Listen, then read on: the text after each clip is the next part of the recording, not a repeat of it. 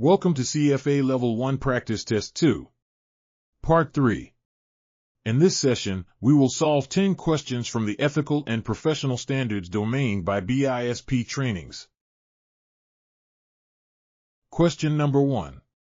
Following a significant and unexpected increase in general interest rates, a financial advisor tells a client that the price of their high-quality corporate bonds is unlikely to be affected because the issuing companies remain financially strong.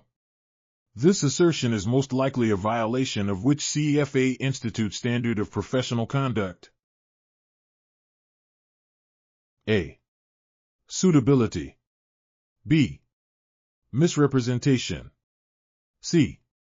Loyalty, prudence, and care. D. None of the above.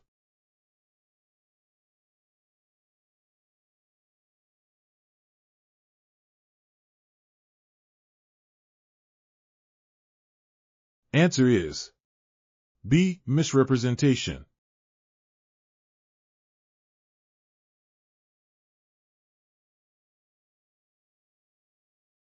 Question number 2. John Miller, CFA, a portfolio manager, is determining the appropriate retention period for client communication records. His firm's policy mandates a 5-year retention period. The applicable regulatory requirement in his jurisdiction is 6 years.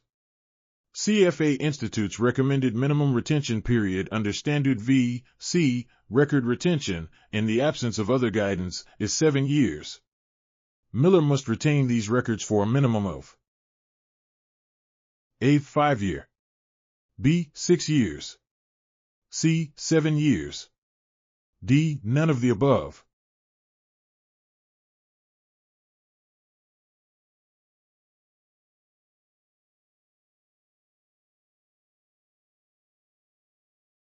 Answer is C. 7 years.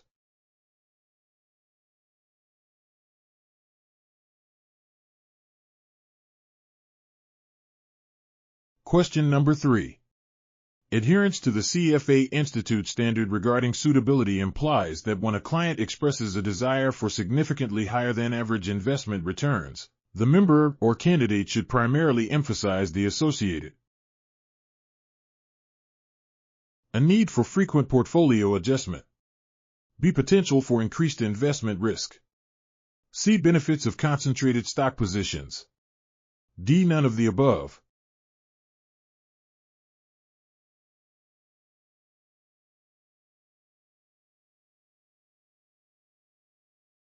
Answer is B. Potential for increased investment risk.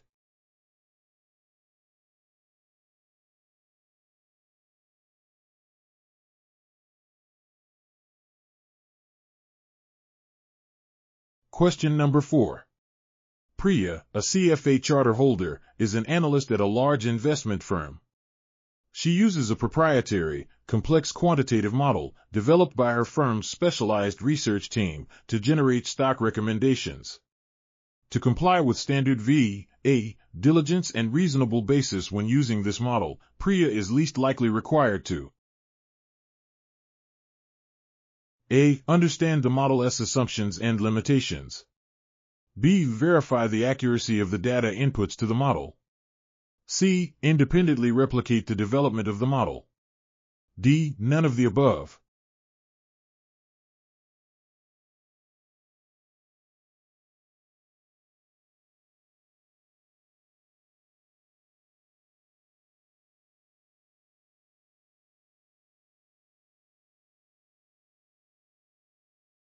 Answer is C. Independently replicate the development of the model.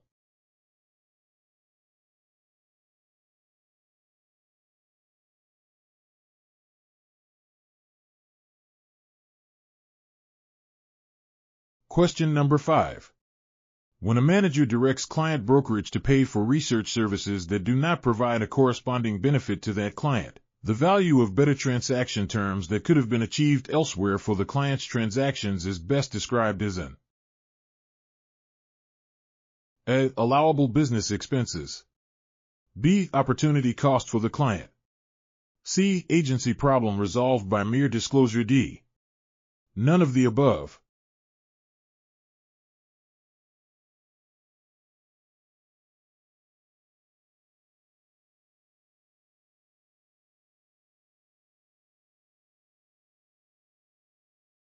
Answer is C. Agency problem resolved by mere disclosure.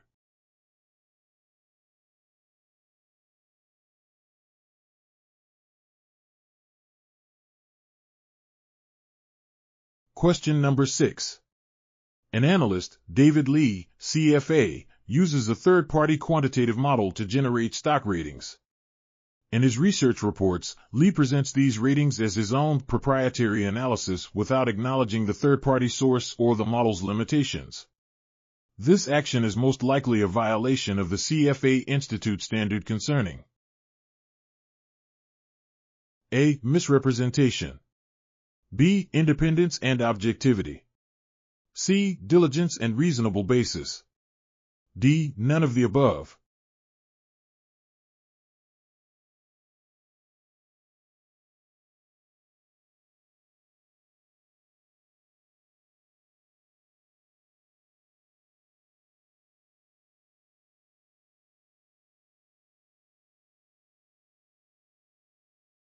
Answer is A. Misrepresentation.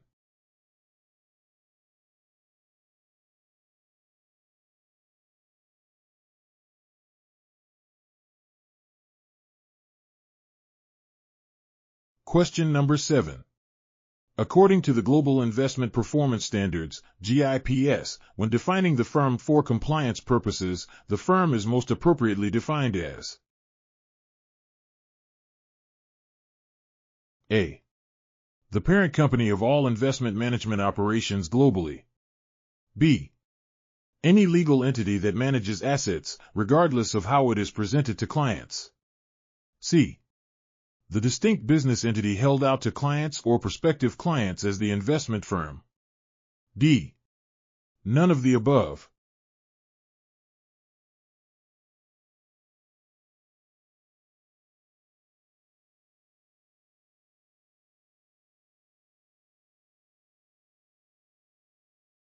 Answer is C. The distinct business entity held out to clients or prospective clients as the investment firm.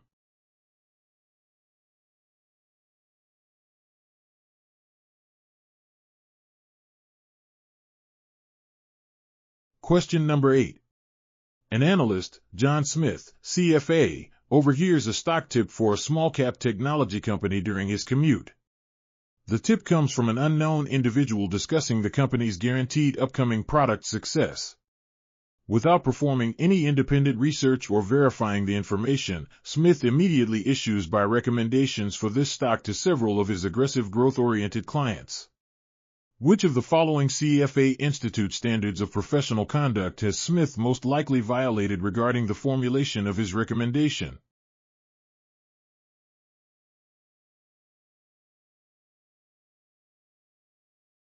A. Suitability, B. Loyalty, prudence, and care, C. Diligence and reasonable basis, D. None of the above.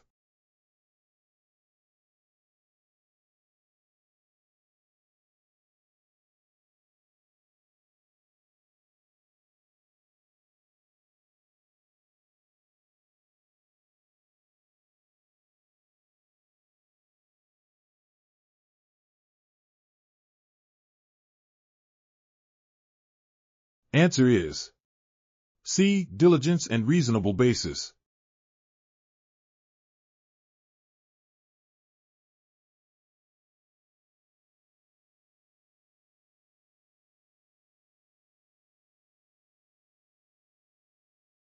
Question number 9.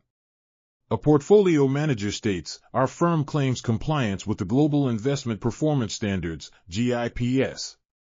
This means all of our fee-paying, discretionary portfolios are included in at least one composite defined according to similar investment objectives or strategies. This statement is A. Incorrect, as GIPS compliance also mandates third-party verification of all composites.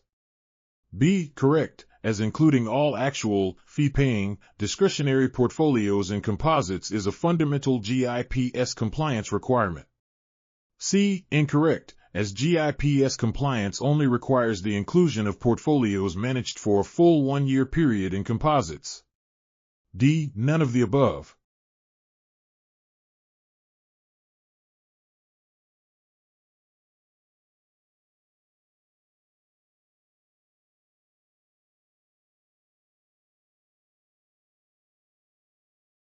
Answer is B. Correct, as including all actual, fee-paying, discretionary portfolios and composites is a fundamental GIPS compliance requirement.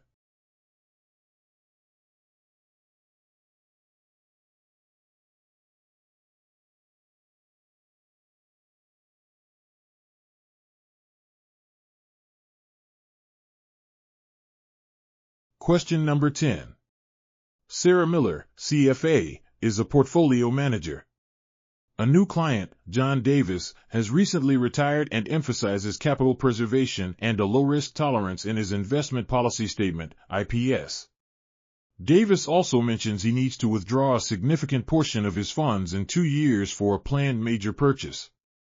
Miller is considering recommending a small-cap emerging market fund for Davis's portfolio, which has shown high returns for her other clients with aggressive growth objectives. According to the CFA Institute Standards of Professional Conduct, Miller's consideration of this fund for Davis is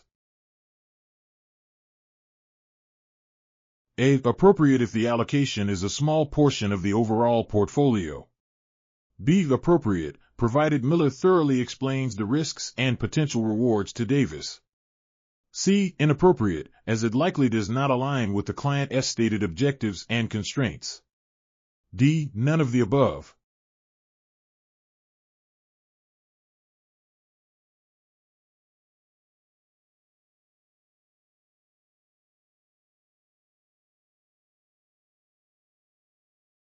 Answer is C. Inappropriate, as it likely does not align with the client's stated objectives and constraints.